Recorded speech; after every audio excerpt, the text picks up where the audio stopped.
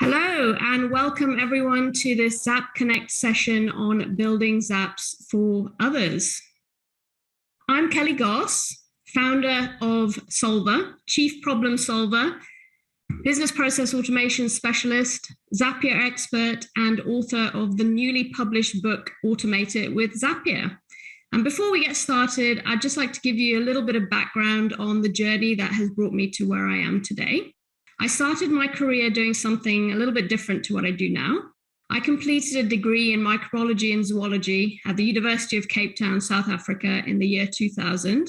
And my first official job was as a microbiologist in a well-known international medical device manufacturing company that made blood collection tubes, syringes, and needles. My department was responsible for testing the manufacturing facility and finished products for bacterial load before and after sterilization. Now, soon after I started there, I was given the opportunity to drive projects that helped to improve the quality of the finished product, ensuring that better and safer products were put on the market. And this is really where my love of improving processes began. I then moved on to pharmaceutical manufacturing and a company that made allergy vaccines. And my responsibility there was to improve the quality of vaccines by motivating the manufacturing teams with training and projects around better process behavior and manufacturing practices. I then decided to go into business with a friend and started up a veterinary practice just for cats. Yes, I know, a total change of career. My business partner ran the clinical side and I managed the rest of the business. And with many hats, like many other business owners, I looked after marketing, sales, operations, and finance. And this is where I truly began to appreciate the struggles that small and medium-sized businesses have with productivity and with staff spending hours on inefficient, manual and repetitive tasks. When we launched in 2010, the veterinary industry was dominated by industry-specific software that required a developer to build integrations with other apps in our tech stack. And tools like Zapier weren't very well known and were in their infancy. So it's only when I left that business in 2015, totally burnt out from the stress of running the business inefficiently for years, that I realized tools like Zapier existed. My mind was literally blown at the possibility that a business could automate all of that manual and repetitive tasks, empowering their staff to focus on tasks that truly require personal touch, such as relationship building and customer care. And I totally thought, Zapier, where have you been all my life? So with this newfound gift, a wealth of knowledge of how to run the back office and front office aspects of a small business, and my process improvement and project management background, I soon realized the path that my life was going to take. I then launched Solvaa, a digital process improvement company where we help businesses to supercharge their business productivity with better systems, processes, and automation. Now, fast forward several years, as a business process automation specialist and Zapier expert, I now work with all types of businesses, from solopreneurs to those with loads of employees in different industries and located all over the world. And I truly love solving problems and streamlining business processes by analyzing the way that a business does things, simplifying systems and processes, connecting technology tools together, and automating whatever is possible. And I'm proud to say that I'm one of very few women on the Zapier Experts Directory. Now, on to today's session. Let's briefly go over what we're going to cover. We're going to look at the best practices for using business process management and workflow automation building projects. We'll also explore the key steps for delivering a successful collaborative workflow automation project. And finally, one of my customers, Salimah Kassim-Lakha, director of YogaVision, has kindly offered to participate in the session to give some insight into her experience of this approach. So we'll have a short Q&A towards the end. So let's get cracking and start with an introduction to business process management. So first, we need to go over a few definitions. And now this probably is going to seem like it's a little bit boring, but it's important in order for us to understand what business process management is. So let's cover each one of these definitions that I've listed. So I'm just going to read these definitions word for word, starting with process improvement. So according to Appian, process improvement is the proactive task of identifying, analyzing, and improving upon existing business processes within an organization for optimization. And then we've got business process automation, or BPA for short. It's probably a term that you hear most commonly in this field. And BPA is the automation of business processes through technology, allowing businesses to reduce cost and increase productivity. Now, business process automation is all about using technology to improve the way we work by automatically performing repetitive tasks that would typically require human intervention. And it actually focuses on the human element in the process rather than the actual applications or technology that are in use. And of course, those tools are totally fundamental and need to be the right ones for the job. However, the real goal is to help the people using those systems to be more productive, to focus on tasks that truly matter for the success and growth of an organization, like interacting with customers and providing exceptional customer care.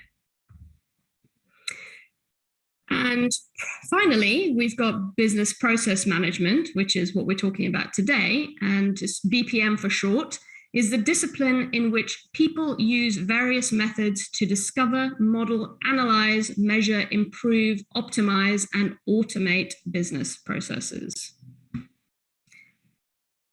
So essentially, successful use of business process management means combining process improvement and business process automation together. And it's important to highlight that using a BPM approach in automation projects will help you to work through a structured system to enable delivery of successful projects without getting overly complicated. And using process improvement techniques will enable you to gather the information that you need to understand the correct and current process better, strategize the solution, and roll it out, and then review it. So now it's time to introduce an effective process improvement technique to use in your workflow automation building projects. So whether or not you're collaborating to build workflows with a team member within the company or multiple team members, or for your clients, the simplest and most effective process improvement technique to use is one called the continuous improvement cycle. And this cycle can be used to be adapted for any type of problem-solving scenario and best used for constant process review. Now, there are 4 stages in the continuous improvement cycle. The first one being identify. Now, in this stage, we'd need to gather data and analyze the existing processes for opportunities to automate tasks where possible. The second one is the plan stage. And this is where we need to do the prep work for building out and implementing those workflows. The third is execute. And this is where we'll build out the Zaps and test them and then get feedback. And then lastly, we've got the review stage. And this is where we're going to monitor the new process and get into the habit of regularly reviewing it for changes. So let's take a look at identify, first of all, which is the first stage. So this is the most crucial part of the process, where the investigations are performed to understand the process that we want to automate. This is essentially where information gathering and collecting of requirements happens. And in this stage, we're also going to introduce another technique to analyze the existing process and find a way to flesh out the details. So let's just take a look at how to collect requirements, first of all.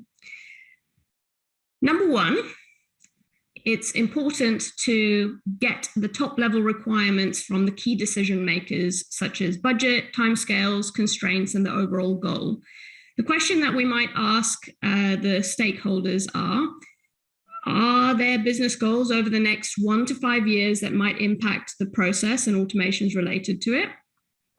Do we need to factor in flexibility when building the workflows to allow for the growth of the business? And when do we need to implement these new workflows by? Then you'll need to create a project team. And the key to success with process improvement is not to do it alone. In order to understand the bigger picture, you must involve the key players that use that process. And this will not only help you to understand the process better, but it will help you to get buy-in wherever you want to implement changes. And the easiest way to collect the initial requirements and gather data is to use templated scoping documents. So let's have a quick look at that. So scoping documents can be in the form of collaborative documents like a Google Sheet, like you see here, or a type form with specific questions. You should spend some time designing and tweaking your scoping documents so that you get the answers that you need to get that project underway. And then when you've got your initial requirements documented and you've got your team together, it's important to use problem-solving techniques to break down the process into individual steps. So sit down with the team of key users and run a brainstorming session. You can do this as a simple whiteboard exercise with post-it notes, or you can also use digital whiteboard tools like Miro or Mural if some or all of you in the team are working remotely. This is great for visualizing everything holistically so that you can see where the gaps are or where problems might be occurring. And next, you're going to want to use another tool in the process improvement toolkit called the 5W1H method to ask the important questions to help you get to the bottom of the task at hand. Now, this method serves as a reminder to ensure that you should capture all of the relevant details as you're running that brainstorming session. And this involves asking, very simply, who, what, why, when, where, and how for each step. So for who's involved in the process? This could be members of your team or leads or customers. For what's involved in this step? For why is this step important and why does it need to be completed? For when does this step occur in the process? For where does the step occur? So for in which app, and for example. And for how is that task accomplished? And when you're done mapping all of the current process, you'll want to transfer your sketches to create a digital process map using the tools that we've just mentioned, so Miro and Mural. And you can also use Microsoft Visio or Draw.io to accomplish the same goal. You don't need to get complicated with flowchart shapes and styles in your process map. The important thing is that the process is clear to you and to your team. So let's now look at the second stage, which is plan.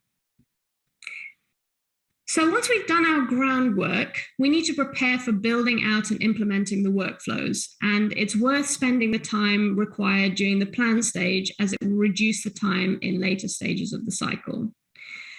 First of all, you'll want to simplify those existing processes where possible. And this involves reviewing the steps in the process and deciding if they are actually required and if there is a better way of getting to the outcome. This is really, really important. And to highlight this, I'd like to share a very appropriate quote with you from quite a controversial chap, Mr. Bill Gates. So he says that the first rule of any technology used in a business is that automation applied to an efficient operation will magnify the efficiency. And the second is that automation applied to an inefficient operation will magnify the inefficiency. Now, you don't have to like this guy to appreciate these words of wisdom, and they are truly words of wisdom. So now that we've been through that, and once you've simplified that process, which is super important, next, you should identify what can be automated. So spend a little bit of time working through to understand the needs to remain, what needs to remain as a manual step, or whether or not it can be automated. Now, Zapier's app integration pages show a handy list of triggers, action, and searches for each of the apps that you're using, which should give you an idea of what you can automate and what you can't automate. And next, you'll want to create your automation plan. And this is where your creativity is going to take charge and where you'll strategize how to create the workflows in Zapier. You can start by devising a list of Zaps required and how they might link together. And next, you can sketch or map out the steps in your Zap. Remember, this is where your process maps are going to come in handy, as you already have a great picture of how the overall process looks. Your automation plan is also going to need to include the expected timelines for building, testing, and rolling out that new process. Now, working through this process before building your Zaps is really going to help you to reduce errors and building time.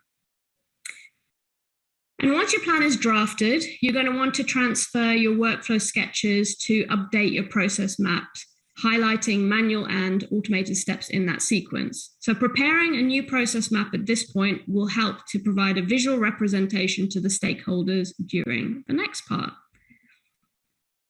So our next part is getting feedback from the process owners and the other stakeholders.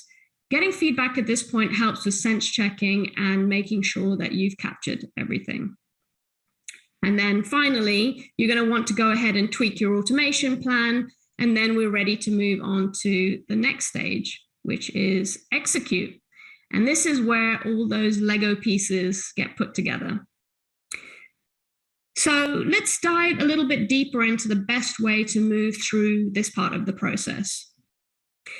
First of all, when you start building your Zaps, you're going to want to do so with collaboration in mind. Super important. And whether or not you'll be managing the process going forward yourself or the process owners will be, it's best to make things really clear in the Zap editor. So the first thing you want to look at is renaming your steps so that it's obvious what each step does. You'll also want to add notes to the Zap descriptions box describing what the Zap does. You can also use this section for highlighting important notes and changes to the Zaps that are relevant. And once you've built out your Zaps, you'll need to run a few tests. And I'd suggest setting up some dummy data to use in your testing that won't compromise any data integrity in the apps that are involved in the automations. You can then get further feedback from the project team and stakeholders before making any changes and having the process signed off.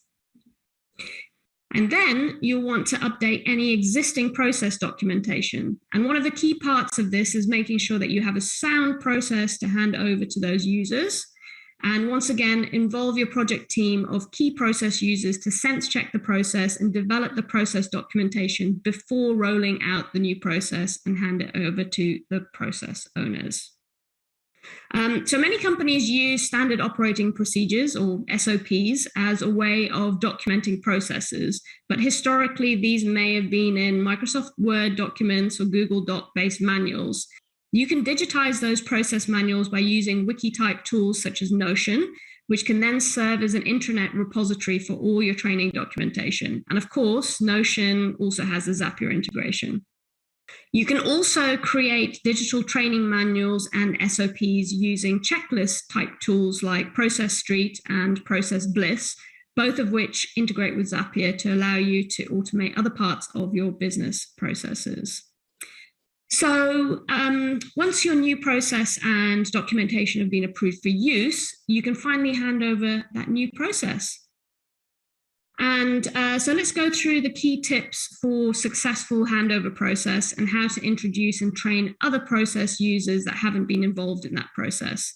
In preparation for handing over, you want to do a few things that make sure that you made it easy for the process owners to handle. So first of all, make sure that you've organized your Zaps and folders adequately. Now, make sure that you name them appropriately so that it's obvious what each Zap does, and use numbering or alphanumerical ordering to highlight where that Zap falls in the process. It's also important to mention that the more workflows you build in your Zapier account, the more complex it's going to get. So wherever possible, split the processes into groups, segregated and stored in folders, which are going to be labeled adequately.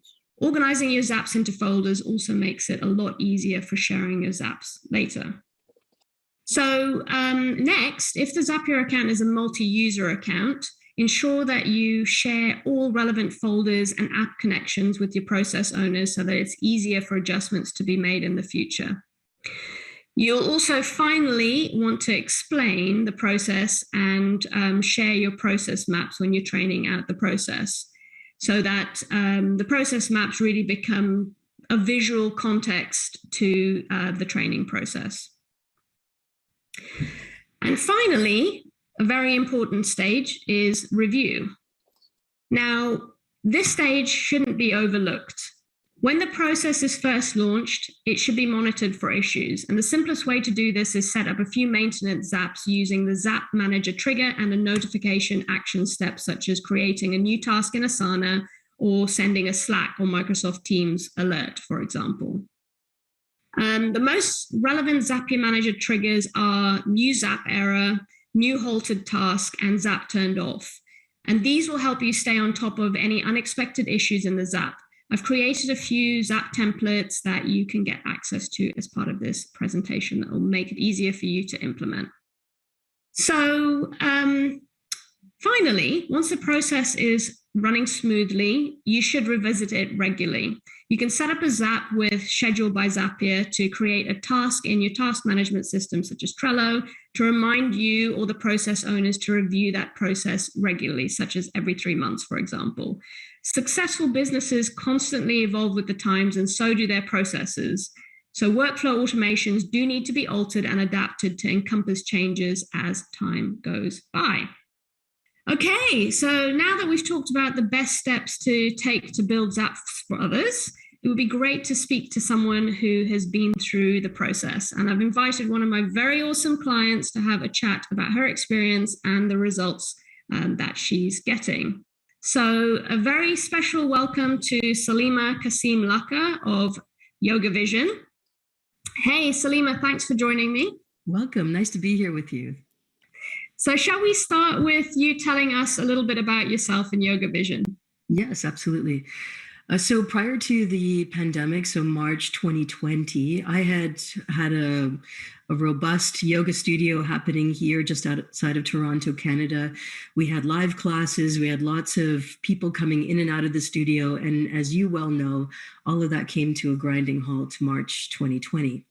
And at that time, I made a decision to pivot all of my business online. And I was very fortunate that my community was on YouTube. And when I launched myself out there, they were waiting with open arms and started to communicate with me right away. And two of the services that really became of interest to a global community was, number one, yoga teacher training. And the second one is my personalized numerology consults. And both of them are very personalized approaches to the form of yoga that I offer. And it required high touch and lots of touch points. So after the first, let's say, 6 months, I started to feel a sense of overwhelm. This person needs a follow-up. This person needs a follow-up. And my inbox was getting full. My calendar was getting full. And that's what happened. The way that I got introduced with Zapier was that there was emails, or one of my staff members had set up very simple Zaps. And I thought, oh, this is interesting. I wonder how I can make it a little bit more or use them a little bit more in my business. And at that time, I saw the emails coming in from Deb at Zapier, and I thought, these are great, Deb, but I don't have the time or expertise to implement. And very soon after that, there was a call to get expert advice. And Kelly, that's how you and I connected. Well, we definitely connected, and it's been a little bit of a journey, and it's been fun all the way, I think. Yes, you've been very detailed, very organized, and I think that you've offered quite a bit of your experience into offering my business more than just more Zaps, but rather a holistic view of how I can approach these follow-ups and still retain a good personalized connection with my clients, and at the same time alleviate some of the stress of managing all of that mentally and on spreadsheets, because that wasn't my forte. So I'm really glad we have something a little more robust to work with. Great. So how do you feel the structure of the approach that we took your project helped with the results that you're seeing now? Well, I would say number one, in terms of the automations have been amazing. I know that they're going out. I can see all of that being reported back. So that's number one, is that the work is happening, but it's not necessarily me who's doing it, which I love. And that means money's coming in without me watching, which I love.